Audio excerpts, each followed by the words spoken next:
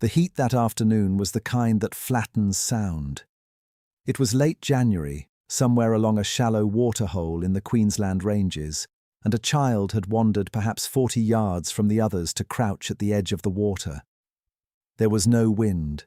The gum leaves hung without moving. And then, the accounts say, the light changed, not slowly, the way a cloud passes, but all at once, as if a door had been drawn across the sun. The child looked up, and what fell across the red ground was not the shadow of a cloud. It was the shadow of a shape, and the shape had edges, 2 long, deliberate edges sweeping outward from a body, and between those edges a span so wide that it darkened the whole clearing and the water and the child kneeling in it. The people who told this story afterward, again and again, in kitchens and mission dormitories and stockmen's camps across 3 generations, all reached for the same comparison. They said the wings stretched from one bank of the creek to the other. They said you could have laid a grown man head to foot beneath a single wing and had room left over. It came down without a cry. That is the detail that recurs, and the one that unsettles me most. A hawk screams. An eagle calls as it stoops. This thing came in silence, and the first sound anyone heard was the sound of the air itself being pushed aside. A heavy, rhythmic beating, like a tarpaulin snapped taut over and over, close and getting closer. By the time the others turned, the thing was already low over the water, and they could see it fully. It was, they said, taller than a man. Not the wingspan, the bird itself, standing, would have looked a grown stockman in the eye. Its legs were thick and scaled and drawn up beneath it as it descended, and at the end of those legs were talons, spread wide, each one, in the words of one settler who claimed to have seen the marks, long as a shearing hook and near as sharp. The head was not the small, neat head of a hawk. It was broad, blunt, carried forward on a heavy neck, and the beak is where every telling slows down, hooked, deep, pale at the base and dark at the tip. Built, they said, not for tearing at something already dead, but for holding something that was still alive and still fighting. And then the talons closed. The old accounts do not linger on this. They could not. Most of them were not there for the moment itself. They arrived after, to a torn patch of mud, to a mother screaming at the sky, to a set of small footprints that stopped at the water's edge and simply did not continue. What they agreed on, the black families and the white settlers who otherwise agreed on almost nothing in that country and in that century, was that the child was lifted clear of the ground, up into the glare that had swallowed the sun, and carried, not dragged, not eaten where it fell, but carried away over the ridgeline, growing smaller, until the shadow and the shape and the child were one dark point against the sky, and then nothing at all. Now I want you to sit with what has just been described, because it violates something you have believed your entire life, without ever being told to believe it. You know, instinctively, the rules of the natural world you live in. You know that birds do not hunt people. A bird might take a lamb. An eagle might, on a bad day, worry a newborn goat. But there is a line, a hard biological line, and on the far side of that line is the idea of a flying animal that regards a human being as prey, that watches a child the way a kestrel watches a mouse, calculates the weight, and comes down to collect it. Everything in your education tells you that line has never been crossed on this planet within human memory. That such a creature belongs to the age of the terror birds and the giant condors, tens of thousands of years dead, filed under prehistory, filed under safe. And yet the reports from this one stretch of Australia do not read like prehistory. They read like incident. They are dated. They name waterholes and cattle stations and the men who rode out to search.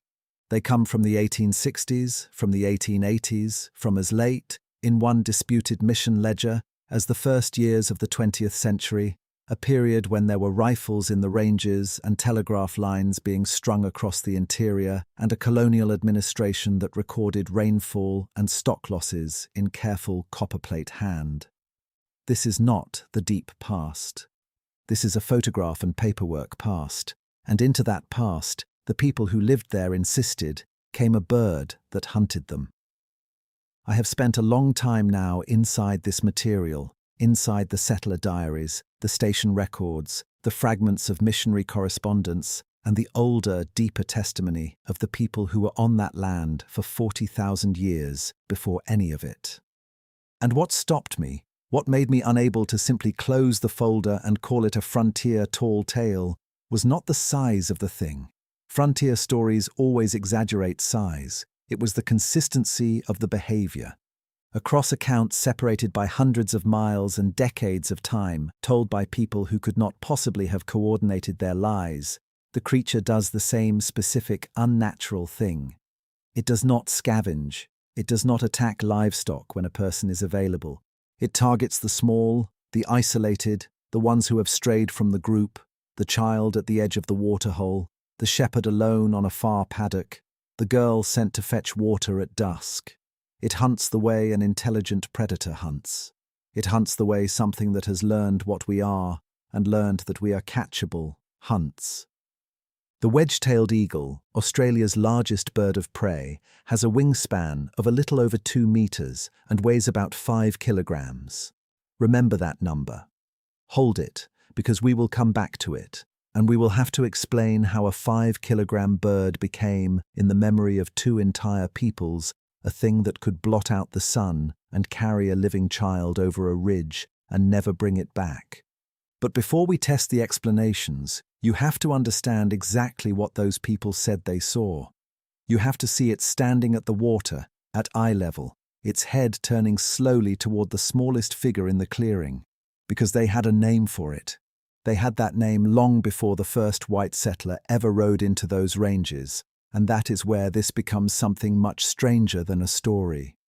The name comes to us in fragments, because the languages that carried it were themselves being erased in the same decades the sightings were recorded, but it comes to us again and again from the same broad region of the eastern ranges and the inland scarps. In the vocabularies collected by amateur ethnographers in the 1870s and 1880s, men who rode with notebooks and asked old men to name the animals, the birds, the spirits, there sits a word set apart from the others.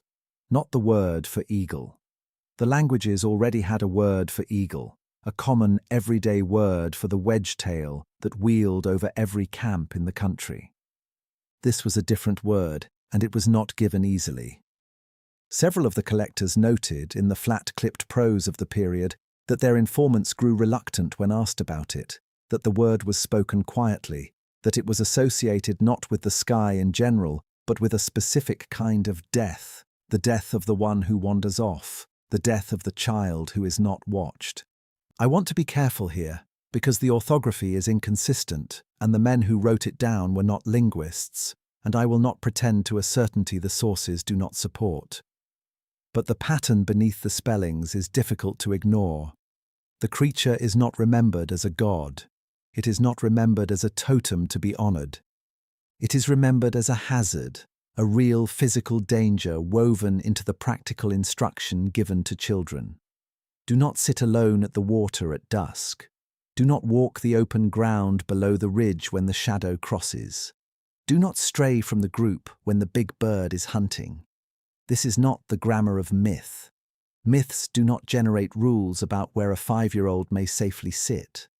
This is the grammar of a people who have lost members to a predator and have encoded that loss into the daily discipline of survival, the way people who live with saltwater crocodiles encode the rule about the riverbank, the way people who live with the sea encode the rule about the tide.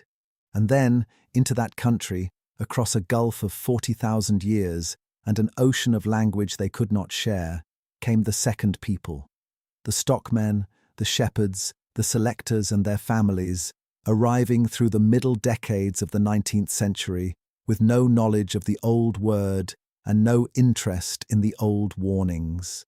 And they began independently to describe the same thing. There is a sketch I have spent a long time with.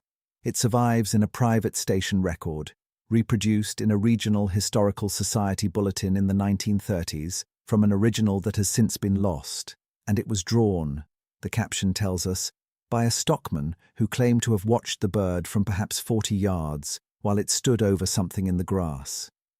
It is not a skilled drawing. It is the drawing of a working man who wanted to be believed and did not have the hand to make himself convincing.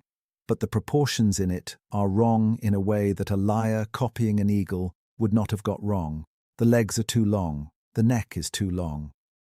The bird stands upright, not hunched like a raptor over a kill, but tall, almost erect, the way a ground-hunting bird stands when it is watching. And the head, at the top of that long neck, is held at the height of a mounted man. The stockman drew a horizontal line beside it and wrote, in an unsteady hand, the height of a horse and rider. Eye to eye. That phrase, eye to eye, recurs. I found it again, almost word for word, in the diary of a settler's wife whose husband ran cattle on a lease in the ranges in the early 1870s. The pages are ordinary, the daily accounting of rain and stores and sickness that fills every frontier diary, and then, without ceremony, between an entry about a lost bullock and an entry about flour, she writes of a morning when she came around the side of the stockyard and found herself, as she puts it, looking into the face of a bird that stood as high as I. She describes the head as beaked and heavy, the eye as pale and fixed, the whole animal as still as a fence post until it turned and went, not flew at first, but went in a series of long strides, and then rose. She writes that she did not scream and did not move, and that afterward she could not eat. She never mentions it again. One entry. A woman who filled that book for years, who recorded every trivial thing, gives the single most extraordinary event of her life a paragraph, and then closes over it like water. I have come to think that silence is itself a kind of evidence. People do not underwrite their own inventions. They underwrite the things that frightened them into not wanting to be asked. Put the two peoples side by side, the old men with the quiet word, warning their children off the open ground below the ridge. The settler families with their sketches and their single-paragraph diary entries, describing a beaked head at the height of a rider. They did not read each other's records. The stockman could not speak the language of the man who gave the ethnographer the word, and the woman at the stockyard had almost certainly never heard it. They shared no folklore, no scripture, no common store of monsters to borrow from, and yet they described the same animal doing the same thing, standing upright, watching, tall as a man on horseback, and hunting not the herd, but the individual who has drifted from it. That is the detail that will not leave me. A bird large enough to look a mounted man in the eye is already outside anything the living Australian fauna can offer. But it is not the size that convicts the story. It is the intelligence in the behaviour, remembered identically by two populations who had no way to rehearse it together. Both describe an animal that studies before it strikes. Both describe it choosing. And when you assemble the accounts in order, the sketches, the diaries, the vocabularies, the warnings passed to children who could not yet walk far, you are no longer looking at a scattering of frontier ghost stories. You are looking at the composite portrait of a predator, a real one, something built in every remembered particular to carry off the living. Which raises the question I could no longer avoid once I had laid the descriptions next to one another. If this thing was real, and if it hunted people, then somewhere in the record there ought to be the count of what it took. There ought to be the missing. There ought to be the ledgers where a mission recorded its children, and the reports where a station recorded its dead, and the moment when the official mind of the colony decided what to do with all of it. And there is. That is where I went next, and that is where the story stops being strange and starts being deliberate. The first place to look is the pastoral record, because sheep were money, and money was always written down. Across the Darling Downs and the western runs of Queensland through the 1860s and 1870s, station managers kept loss books, plain columns recording every animal and every man who failed to return. Shepherds worked alone. A single man would take a flock out along a watercourse at dawn and be expected back by dusk, and when he was not, the entry that followed was almost always the same word. Dingoes.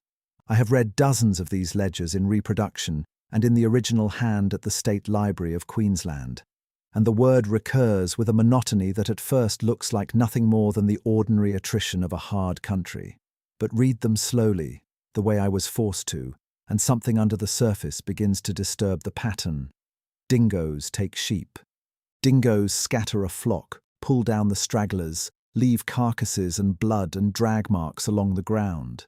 What dingoes do not do is take the shepherd and leave the flock standing. And yet in entry after entry, that is precisely what is recorded: the sheep found intact, huddled, unharmed, and the man simply gone. One overseer at a run near the Maranoa wrote in 1868 of a shepherd named Corrigan whose flock came home on its own at nightfall, every ewe accounted for, the dog circling the yard and refusing to settle, and no trace of the man but his crook lying in the open grass a quarter-mile out. The overseer wrote the word dingoes. Then, in a smaller hand, as if to himself, he added that he did not believe it. That small hand is the thing I keep returning to. Again and again, the official cause of death is written first, in the confident public register, and then somewhere nearby, a margin, a private letter, a later page. The same man betrays that he knows the word is a lie he is choosing to tell. Because what was the alternative? A station could not report to its distant owners in Sydney or London that its labour was being lifted out of the paddocks by something that did not have a name in any inventory of the empire's fauna. Dingoes were a loss you could insure against, cull, and forget. The other thing was not, and it was not only shepherds. The heavier record, the one that broke something in me while I was reading it, is not on the pastoral stations at all. It is in the missions. Through the second half of the 19th century, the church and the colonial government established mission stations to gather Aboriginal families, and those missions kept meticulous registers of the people in their care, births and deaths and departures logged with bureaucratic patience. In one such ledger, from a mission I will not name precisely because descendants of the listed families are still living and have asked that it not be turned into spectacle, there is a column for cause of death. Alongside the expected entries, measles, influenza, dysentery, the diseases that did the real killing, there appears, across a span of years, a phrase repeated beside the names of small children. Taken by the sky. Not drowned, not lost, not taken by disease or dingo or the river. Taken by the sky, entered in a clerk's steady copperplate as though it were a recognized category, because to the people the mission served, it was. Count them, and the number is not large. I found 9 such entries across roughly 2 decades in that single register. But 9 children is not a folk tale. 9 children is a pattern recorded in the same book, in the same hand, under the same heading as the ordinary dead. And the ages cluster exactly where the older warnings said they should: the young, the small, the ones who wandered from the group at the edge of the day. The mission staff did not believe in monsters. They were literate Europeans with a theology that had no place for such a thing. And still they wrote it down, because the parents standing in front of them were describing in flat and exhausted certainty a shadow that had come out of the light and lifted a living child upward and did not come back. I want to be careful here because this is the point where the story could tip into the lurid, and I have no interest in that. What I am describing is not a legend growing in the retelling. It is the opposite. It is a set of independent bookkeepers, hard men on stations, sober clerks at missions, people whose entire professional instinct was to write the dull and defensible word, arriving from different directions at accounts they could not reconcile with any known animal, and recording the anomaly almost against their will. The evidence for this thing does not survive because someone tried to sensationalize it. It survives because the people closest to it tried to bury it in ordinary language, and the burial did not quite take. And then, somewhere in the 1880s, the burial became official. This is the part of the research that changed how I understood the whole affair. Because up to that point, the accounts, however strange, were being written down. After it, they stop, not because the sighting stopped, but because the recording did. In the correspondence of the colonial administration, there begins to appear a weary, dismissive vocabulary applied to exactly these reports. Native superstition, settler intemperance, fever dream. A district medical officer, reviewing a cluster of accounts from the interior, attributed the whole business to what he called the melancholic imagination of isolated men, aggravated by heat and rum. A single stroke of a professional pen, and every shepherd who had lost a mate to the sky became a drunk, and every Aboriginal parent who had lost a child became a savage, frightened by weather. Understand what that reclassification accomplished. It did not disprove a single account. It simply moved them, wholesale, from the column-marked event to the column-marked delusion. And once a report is filed under folklore, it is no longer evidence of anything except the credulity of the person who made it. The missions were instructed, in effect, to stop dignifying such statements with ink. The stations had already learned to write dingoes, and the vocabularies, the sketches, the warnings, all of it was quietly sorted into the growing archive of quaint colonial superstition, where it would sit unread for a century, catalogued as culture rather than testimony. This is how a thing gets hunted out of history without anyone ever holding a meeting to decide it.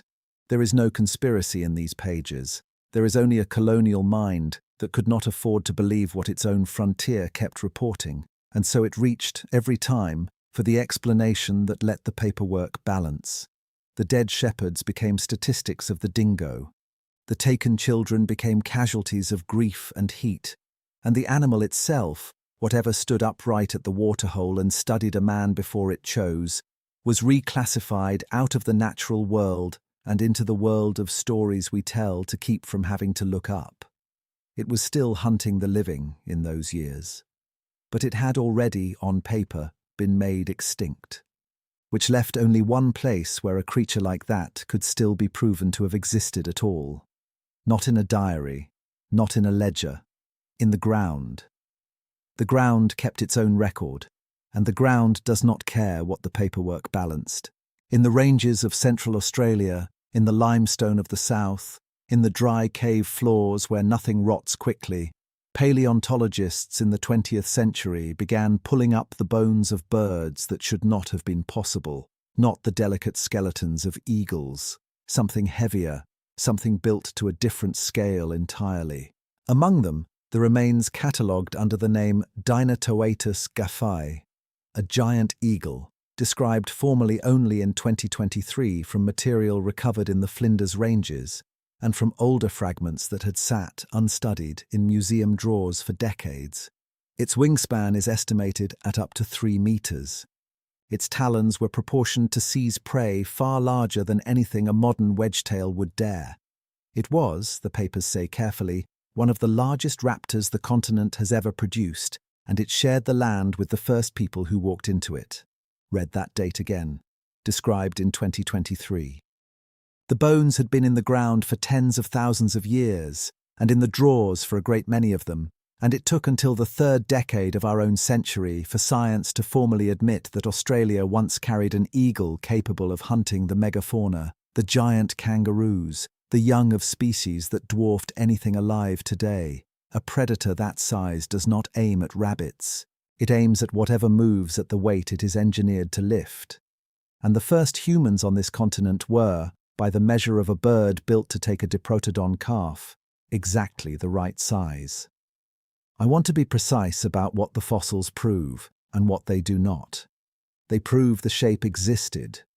They prove that the thing the stockmen sketched, the upright head at eye level, the wings that spanned the river, the talons that closed on more than a bird has any business closing on, was not a fantasy assembled from nothing. It had a template in the real anatomy of this place. The imagination did not invent that silhouette. It inherited it. The oldest stories, the ones whispered in a language that had a name for the creature long before the first settler wrote dingo, line up with a real animal that a real ancestor really watched cross a real sky. That much the ground gives us for free. What the ground does not give us is a date late enough to be comfortable. Officially, Dinatoatus vanished with the megafauna that fed it, when the great beasts thinned and the climate turned tens of thousands of years ago, long before any Queensland shepherd ever lost a mate to the air. That is the tidy version. That is where the fossils were quietly shelved, and it is a real argument, and I will not pretend it is weak. So let me give the skeptic the floor completely, because he has earned it. His case is this. There is a living bird in Australia, the wedge-tailed eagle, with a wingspan that can approach 2.5 meters, known to attack lambs, known in rare documented cases to strike at children, known to look, from below, against a hard sun, enormous and deliberate. There is a fossil bird, larger still, whose bones seeded the deepest layer of Aboriginal memory with a true image of a giant raptor, an image that survived in story for 40,000 years after the animal itself was gone. There is a colonial frontier drowning in grief, heat, isolation and rum, where children genuinely died of 100 ordinary causes, and grieving parents reached for the oldest and most terrible shape in the culture to explain the unbearable. And there is a settler mind primed by that same inherited silhouette to see a monster whenever a large eagle banked over a waterhole. Stack those 4 true things on top of one another, and you can build every account in this film without a single living giant. The sketches are wedge-tails exaggerated by terror. The taken children are drownings and fevers reassigned to the sky. The name is the fossil, remembered. I find this persuasive. On most days, I find it nearly complete, but it is not complete, because it explains the sightings, and it explains the fear, and it explains the name, and it does not explain the tracks. Return with me to the thing the record keeps snagging on, the detail that no reclassification ever managed to dissolve, because it was never a feeling and never a story. It was a set of marks in the dirt. More than one account, the shepherd on the Western Run, the man logged only by initials in a station memorandum, the case a mission worker described in a letter he was later advised not to repeat, describes the same impossible thing on the ground. A grown man's footprints, crossing open country, deep and evenly spaced, the stride of someone walking and then of someone running. And then the prints change, the spacing stretches, the heel lightens, the toe digs, and then, at a spot with no cliff, no river, no scrub to hide a body, the tracks simply stop, as though the weight that made them had been taken off the earth. Grief does not leave footprints that lift. A fever dream does not gouge the toe of a boot into the last yard of dirt a man ever touched. And a wedge-tailed eagle cannot carry a full-grown shepherd up out of his own stride and into nothing. That is the residue. That is what will not go into any column. You can file the shadow under superstition. You can file the diary under heat. You can file the mission ledger under grief and the fossils under a date safely older than trouble. But the tracks that walk out into open ground and end pointing at the sky belong to no explanation I have been able to close. So I leave you where we began. A Queensland waterhole in the flat gold light of afternoon. A child at the water's edge. And a coldness sliding across the ground, not a cloud, because the sky is clear, a shadow with an edge to it, moving against the wind, widening. The people who lived there did not look up in surprise, because they already had a name for what made that shadow, and they had had it for longer than the continent had had wheels. They looked up in recognition. And whatever looked back down, the last of a shape the ground swears once ruled this sky, or a memory grown talons and hunting still, chose and folded and fell. The paperwork says it was never there. The bones say it was, once, long ago. And the dirt at the end of a man's last footprints, pointing up into empty air, has never yet been made to say anything at all. What took him off his own tracks, and why does the ground remember it, when the record swore so hard to forget?